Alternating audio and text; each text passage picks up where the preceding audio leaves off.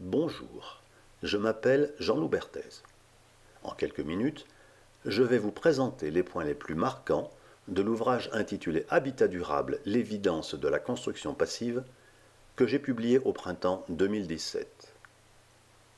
Alors que les enjeux du dérèglement de la planète sont de plus en plus pressants et que les approches traditionnelles de la construction montrent chaque jour davantage leurs défauts et leur incapacité, et de loin, à répondre à ces enjeux et à nos besoins, le but du livre et de cette vidéo est de faire mieux connaître et surtout comprendre la construction passive. Son intérêt est double.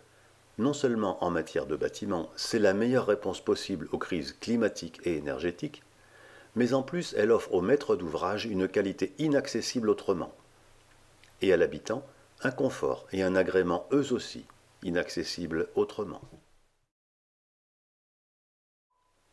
Il n'est plus temps de faire un prêche sur l'état dégradé et le réchauffement de la planète, la dérive climatique, la perte dramatique de biodiversité, la crise énergétique, etc.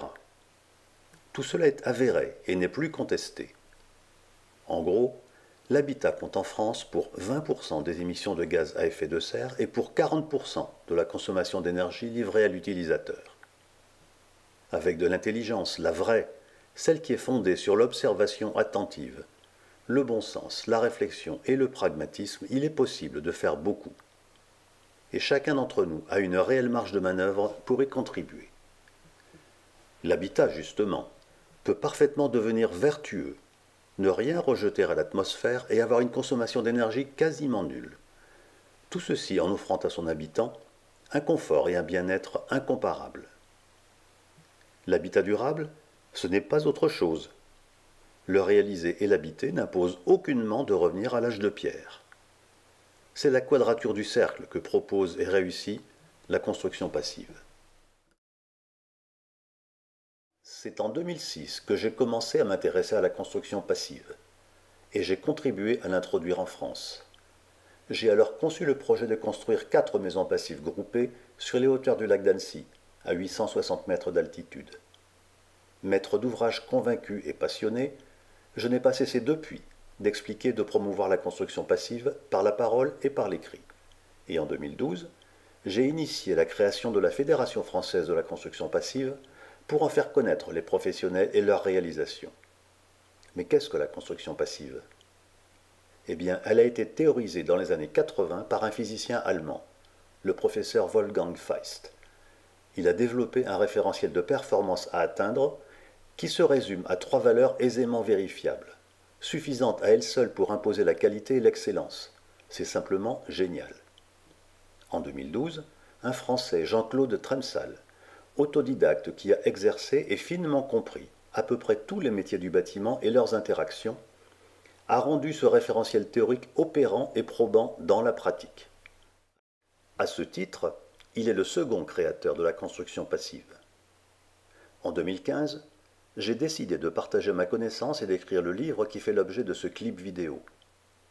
C'est avec le concours de Jean-Claude Tremsal, sur les enseignements issus de son inégalable retour d'expérience technique de la construction passive, que j'ai rendu mon exposé d'ensemble du sujet imparable sur la réalité et la vérifiabilité des performances des vrais bâtiments passifs. Car comme tout ce qui est porteur d'une image d'excellence, le qualificatif passif fait évidemment l'objet de récupération intéressée. En hiver, dans la rue, nous avons froid. En été, nous avons souvent trop chaud. Pire, il y a de plus en plus souvent des étés caniculaires. De plus en plus souvent aussi, en ville et aux abords des villes, et même dans la nature. L'air est chargé en polluants nocifs pour la santé. Tout cela, nous le ressentons. Ces quelques considérations suffisent à souligner combien le confort climatique nous est essentiel. Un air exempt de polluants, maintenu à une température toujours comprise entre 19 et 26 degrés. Jamais plus, jamais moins. C'est la condition déterminante du bien-être et du confort de l'être humain. C'est précisément le point de départ de l'idée de construction passive et du processus de conception et de réalisation du bâtiment qui en est l'application. C'est en cela qu'elle est nouvelle et se distingue de la façon conventionnelle de penser le bâtiment. En effet, cette dernière ignore et néglige tout simplement les besoins de l'habitant. Au fait, parmi les gens que vous consultez pour concevoir ou améliorer votre logement, combien vous parlent de confort climatique? Eh oui, faute de savoir comment fonctionne réellement un lieu habité et ce qui conditionne le confort de ses habitants, presque toujours vos interlocuteurs éludent ces critères essentiels, et pas seulement en parole. Pourtant, la maîtrise de l'aération est encore plus importante aujourd'hui qu'hier, car la quête de sobriété énergétique conduit à faire des bâtiments de plus en plus étanches, donc sans entrée d'air parasite. Consubstantiel à tout bâtiment passif, le principe dit chauffage sur l'air est l'œuvre de Colomb. Il consiste à récupérer la chaleur contenue dans l'air vicié avant de le rejeter à l'extérieur, et à la transférer dans l'air neuf au moyen d'un échangeur de chaleur inclus dans le dispositif même d'aération du bâtiment. Véritable poumon du bâtiment, ce dispositif nommé ventilation mécanique contrôlée à double flux assume en même temps deux tâches essentielles. Renouveler activement l'air intérieur et maintenir celui-ci en température entre 19 et 26 degrés. Les meilleurs appareils de ce type parviennent à récupérer 80% de la chaleur contenue dans l'air vicié. Se passer de cette récupération est un pur gaspillage. C'est pourtant le lot de la construction conventionnelle. Par la vertu d'un bioclimatisme bien maîtrisé, le soleil fait le reste pour tenir le bâtiment au chaud, sans compter que la chaleur du corps des habitants constitue elle aussi un apport non négligeable. Ainsi, les dispositifs de chauffage traditionnels sont superflus, et le chauffage sur l'air intégré au dispositif d'aération offre l'excellence à moindre coût. D'une part, parce qu'il préserve la qualité de l'air et qu'il procure une chaleur douce, présente de la même façon dans tout l'habitat, alors que les différences de température usuelles aux bâtiments conventionnels provoquent inconfort et déplacement d'air désagréables.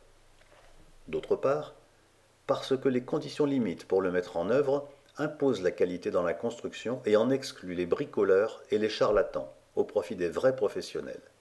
Et il y en a partout. Dès les années 70, on a construit bioclimatique, mais de façon empirique. C'est ce que l'on appelait les maisons solaires. Héritier de ces maisons solaires, le bioclimatisme est l'autre base de la construction passive. Mais les maisons solaires d'aujourd'hui n'ont plus rien à voir avec celles du passé. Économes en énergie, elles sont enfin confortables et fonctionnelles. Là où nous construisons, le soleil, mais aussi la lumière, la topographie, les vents dominants, la végétation, tout cela nous est donné. Nous aurions mauvaise grâce à ne pas en tirer tout le parti possible avant d'investir dans des artifices techniques coûteux pour faire fonctionner confortablement nos habitats. Bien utilisés et bien maîtrisés, les ressources bioclimatiques peuvent fournir jusqu'à 80% des besoins de chaleur d'un habitat bien conçu et bien construit. Les règles du bioclimatisme sont simples et de bon sens. Dans toute la mesure du possible, orienter les façades et les pièces principales vers le sud et un peu vers l'ouest, en les dotant de vitrages importants et de qualité, protégés par des brises soleil, afin de pouvoir capter au mieux le soleil sans pour autant encourir des surchauffes en été. Reporter les espaces de service, cuisine, bain, hall, escalier, dégagement, etc., du côté opposé, dotés de moindres vitrages. Et opter pour des formes simples et ramassées, afin de limiter les échanges thermiques entre l'intérieur et l'extérieur. Rien d'extravagant, vous le voyez, et zéro technologie complexe. Tout est bien connu. Plus simple est le bâtiment, meilleur il est, et aussi moins coûteux il est. Rien que de l'intelligence et du bon sens. Quand nous investissons dans l'habitat, nous aimerions tous qu'il soit économique à l'achat et à l'usage, qu'il soit confortable et sain, et si possible qu'il soit en plus écologique, même si le contenu de cet adjectif est un peu flou. Ceci pour préserver la planète. Bref, nous voulons des résultats. Disons les choses simplement.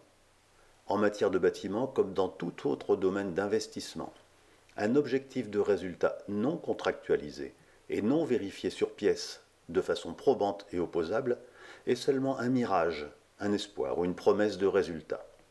Et vous le savez bien, les espoirs n'engagent que ceux qui les ressentent et les promesses n'engagent que ceux qui les écoutent. C'est pourquoi dans le domaine du bâtiment, la principale innovation du XXIe siècle qui commence n'est nullement technologique. Elle est de substituer à la traditionnelle obligation de moyens, règles de l'art et bonnes pratiques, dont le maître d'ouvrage n'est pas en mesure de vérifier le respect, l'obligation de résultat, qui impose évidemment de fixer ensemble au départ des objectifs chiffrés, mesurables et vérifiables, pour le petit nombre de grandeurs vraiment caractéristiques du fonctionnement du bâtiment. C'est un aiguillon pour le professionnalisme et la qualité, et c'est le seul moyen de constater ensemble, à la fin, que ce qui a été promis au début est effectivement fourni.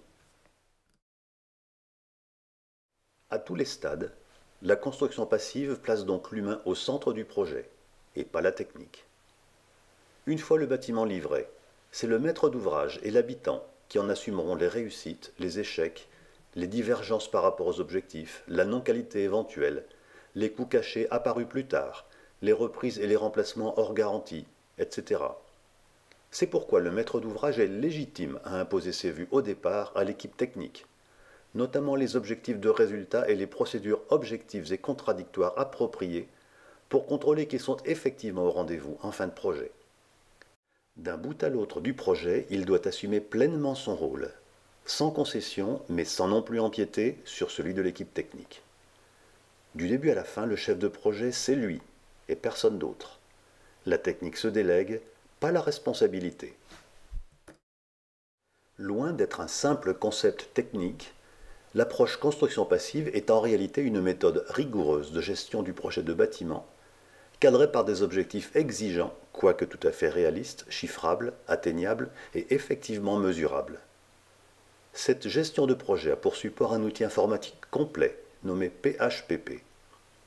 PHPP est un programme intégré de simulation thermique, climatique et énergétique du futur bâtiment, lisible par tous, car il est basé sur le tableur Microsoft Excel. Il est tout à la fois une description exhaustive du projet, qualitative et quantitative, matériaux employés, équipements mis en œuvre, etc. Une logique complète de calcul par mise en relation de toutes les données relatives au bâtiment, intégrant de façon complète les principes de la physique du bâtiment, de la thermodynamique, etc. Et un processus intégré de modélisation et d'optimisation du bâtiment et de ses performances pour atteindre la conformité aux 3 exigences chiffrées de la construction passive. Faites-vous présenter et expliquer la feuille finale de synthèse et de vérification des résultats d'optimisation de votre bâtiment, calculés avec PHPP. Et fuyez ceux qui ne veulent pas faire ce calcul, ou ceux qui ne veulent pas vous en présenter les résultats, et aussi ceux qui refusent de les signer pour matérialiser leur engagement à votre égard. Au départ du projet, c'est mauvais signe. Dans mon livre, je présente de façon détaillée 10 vrais bâtiments passifs réalisés en France, certifiés tels par la Fédération française de la construction passive. Je les montre en images, j'en décris la conception, j'en commente des détails techniques représentatifs et bien sûr les performances vérifiées. Ce sont 10 sources d'inspiration pour vous, et aussi 10 preuves que cela existe réellement et que cela marche parfaitement. Ce sont une maison unifamiliale BEPOS, bâtiment à énergie positive, construite en Alsace, en maçonnerie. Un showroom et des bureaux, réalisés dans une maison BEPOS, en bois, en Alsace. Le siège social d'une PME, construit en Haute-Saône. Une maison unifamiliale en bois, construite dans les Vosges. Un ensemble de 4 logements locatifs sociaux, réalisés en altitude, en Haute-Provence. D'anciens garages, réaménagés en bureaux en Haute-Marne. Un hôtel d'entreprise de 600 mètres carrés, réalisé en Alsace. Un bâtiment communal d'activité multigénération en Lorraine. L'unique agence bancaire passive au monde, située en Lorraine. Enfin, une maison unifamiliale réalisée en Bretagne, proposée en location de courte durée pour faire découvrir ce qu'est une maison passive. À l'écran, vous découvrez le témoignage d'une locataire d'appartement dans le programme social passif présenté dans le livre. Qui dit social, dit bien entendu réalisé sans luxe de moyens, d'autant plus que le maître d'ouvrage était une toute petite commune au budget ultra serré. Ce témoignage date de l'été 2018 dont vous avez tous vécu la chaleur caniculaire. Et dérèglement climatique oblige, nous n'avons pas fini d'avoir des étés caniculaires, au contraire. Par comparaison, au même moment, dans mon propre logement, construit en 2007 et en principe conforme à la réglementation thermique française de 2005, toute récente, les températures ont souvent dépassé les 30 degrés. Dans le livre, vous trouverez d'autres témoignages. Dans mon livre, je fais justice de façon détaillée de 10 idées reçues souvent opposées à tort à la construction passive. Tout cela ne repose sur rien d'objectif et ne témoigne que d'ignorance, de préjugés et de conformisme. En revanche, la supériorité de la construction passive ne se limite pas à la qualité du climat intérieur. Son autre supériorité majeure, absolument déterminante pour le maître d'ouvrage, c'est qu'il est matériellement impossible de réussir un bâtiment passif sans éliminer à la source la non-qualité, mal endémique au métier du bâtiment. Enfin, et sans encore être exhaustif, la pollution de l'air intérieur est éliminée, grâce au filtrage soigneux de l'air neuf et à l'évacuation continue de l'air vicié. Et les bruits extérieurs sont inaudibles, grâce à l'excellente isolation et à la généralisation du triple vitrage. C'est très appréciable à une époque où le trafic automobile et les incivilités de voisinage vont croissant. En effet, en France, on adore vanter l'innovation, comme une règle pour les autres, mais pour soi, le plus souvent, on aime bien faire comme on a toujours fait. C'est évidemment vrai aussi en matière de bâtiment. Du côté des professionnels, il y a encore de la difficulté et même de la réticence à croire à la construction passive. Faut-il y voir une sorte de réflexe de survie et peut-être le besoin de préserver un certain ascendant sur le maître d'ouvrage? Faut-il y voir le regard de gens dont le quotidien est de faire des gestes techniques et qui pensent que bâtir un habitat est définitivement un geste technique, donc la difficulté d'envisager la notion de confort de l'habitant comme directrice pour le projet? Du côté des maîtres d'ouvrage, la notion de construction écologique, bien qu'assez vague, jouit d'une image positive, le bioclimatisme aussi. Mais les fondamentaux du confort physiologique liés au climat intérieur ne sont pas connus et compris. De plus, communication publique culpabilisante oblige, la notion de bâtiment sobre en énergie est perçue comme une contrainte et un coût, pas comme un bénéfice et un confort. Le désir n'en est pas créé, pour l'unique raison que la sobriété énergétique n'est pas associée au confort, mais à l'effort, alors que la construction passive démontre justement que confort et sobriété sont étroitement liés. En conclusion, je vous invite à lire ce livre, pensé et écrit d'abord et surtout pour vous, les maîtres d'ouvrage et les futurs habitants. Il ne s'agit pas d'un manuel technique, mais d'une exploration raisonnée de la façon de bien penser et réaliser un projet de logement pour en optimiser les résultats à votre profit, en termes de prestations comme de coûts.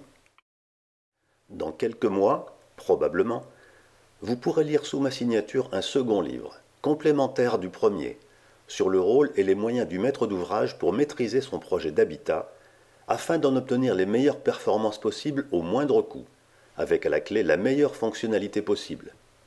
Confortable, naturellement sobre en énergie et en émissions atmosphériques, de qualité et durable au meilleur sens du terme.